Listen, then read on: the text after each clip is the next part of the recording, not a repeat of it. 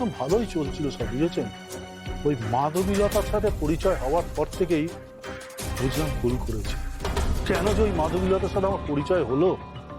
এবার আসল কথায় আসি। মাধবীলতা আবার কি ফ্যাগড়া বাজিয়েছে বলুন তো, যে আমাদের মতন পুরনো লোকদের আপনাদের টেনে আনতে হচ্ছে? আমি কিন্তু কোনো অন্যায় করিনি। দেখুন, আমি কিন্তু ওই ভদ্রমহিলার চক্করে দুবার আর পড়তে চাই না। করতে হবে না। এবার মাধবীলতা নিজে একটা বড় চক্করে ফাঁসতে চলেছে। গ্ল্যামারাস মুখোশের আড়াল থেকে উনি বেরিয়ে আসবেন। ও, তার মানে আপনারা চিনতে পেরেছেন ওই মহিলাকে? ওর মুখোশ না ওই হাজার চেষ্টা তো খুলতে পারিনি আমি। ওই মহিলার মুখোশ খুলতে আমিও রাজি। বলুন বলুন, কি জানতে চান? মাধবীলতা দেবী সম্পর্কে আপনি কি কি জানেন বলুন। দেবী? হ্যাঁ, রূপের দেবী, কিন্তু স্বভাবে না ও একটা রাক্ষসী। কাল নাগিনী মশাই, কাল নাগিনী। লোকে মুখে শুনেছি সাপ তার দৃষ্টি দিয়ে মানুষকে বশ করে। আর এই মাধবীলতা নিজের রূপ আর ওই মিষ্টি মিষ্টি কথায় আমাকে বশ করেছিল। বসে কি করলেন? আমার সাথে 3টে ছবির চুক্তি হয়েছিল মাধবীলতা। চুক্তি তো লাটে উঠলো, উল্টে আমার থেকে টাকা নিয়ে আমাকেই ফাঁসিয়ে দিল। আর মানে আর কোনো ছল? ছলনায় পারদর্শী মহিলা, কি আর বলবো মশাই। আমাকে অন্যরকম অফারও দিয়েছিল, প্রাইভেট টাইম স্পেন্ড করতে বলেছিল। বাবা, অমন সুন্দরী মহিলা এই অফার দিলেন, আপনি ফিরিয়ে দিয়েছিলেন? দেখুন মশাই, অন্য কিছুতে আগ্রহ নেই আমার। আমি খুব সোজা সাপটা লোক। আমি শুধু আমার টাকা ফেরত চেয়েছিলাম। না না, ভয় পেলে হবে না, বুঝতে দেওয়া যাবে না।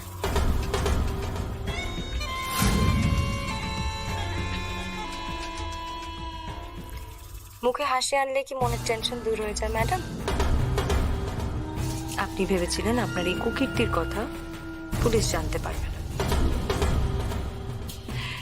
কিন্তু এখন তো আমরা সবকিছু জেনে গেছি। কেসও রেডি আছে, কালকেই হয়তো আপনাকে অ্যারেস্ট করব। হেসে মনের টেনশন যদি দূর করতে হতো তাহলে তো আমি লাফিং ক্লাব খুলতাম। আপনাদের কাছে যদি সত্যি প্রুফ থাকে দেন প্লিজ অ্যারেস্ট মি। আপনাদেরকে তো দেখাতে হবে আমার পাওয়ার। আপসাদ ভুল গিয়ে আপনি একজন স্টারের সাথে কথা বলছেন, আর আপনি ভেবেছিলেন কলকাতা পুলিশ আপনার এই কুকীর্তি কিছু জানতে পারবে না। দেখি না পাই কিনা। ম্যাডাম, জলে থেকে কুমিরের সাথে কেন পাঙ্গা নিচ্ছে? তার থেকে বন্ধুত্ব করে নিন, সেটা ভালো না?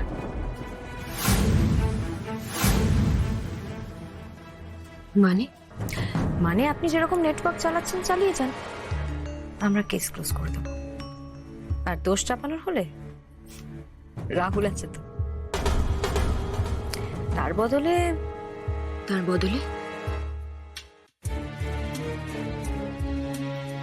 আপনাকে নায়িকা করতে হবে, তাই তো? সঙ্গে 1 কোটি মুক্তিপণ। আপনার নাম আমরা ভুলে যাব।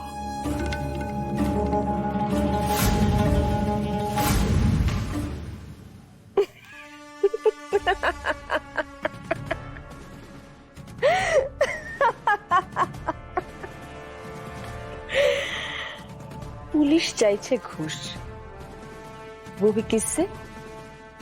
माधवीलता, एक सेलिब्रिटी स्टार।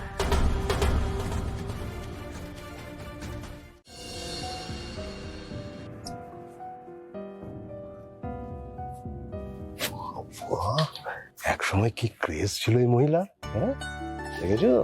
গ্ল্যামার এখনো ঝরে পড়ছে একবারে। ক্লাসিক বিউটি একদম।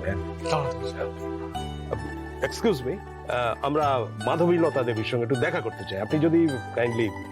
হবে না, এভাবে ম্যাডামের সাথে দেখা করা যায় না। না মানে আমরা একটু কথা বলেই চলে যাবো। আপনারা কেন বুঝতে পারছেন না? এভাবে হবে না। ম্যাডাম এভাবে সবার সাথে দেখা করেন না। আর এখানে শুধু অভিনয় শেখার জন্য ভর্তি নেওয়া হয়। আমি তো আপনারা আসুন। না না আমি তো ভর্তির ব্যাপারেই এসেছি। না আমি না আমার এই ছোট ছেলেকে আপনাদের এই ইনস্টিটিউশনে আমি ভর্তি করতে চাই। ওহো, আমি আপনাদের ফর্মটা না না না না না, এখন পর্যন্ত আমি শেষ করিনি।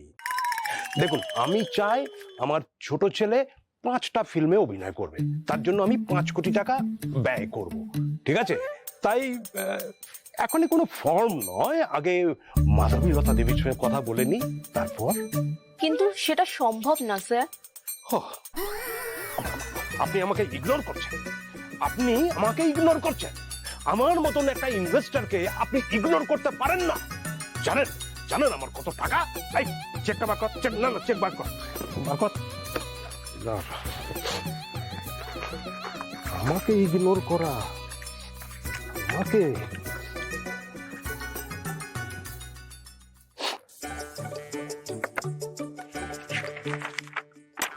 নিন আমার ছেলের অভিনয় শেখার প্রথম ইনস্টলমেন্ট 1 লাখ নিন। ঠিক আছে, আপনারা বসুন, আমি দেখছি কি করা যায়। কিন্তু ম্যাডাম রাজি হবেন বলে তো মনে হচ্ছে না। দেখুন নিশ্চয়ই রাজি হবেন। দেখুন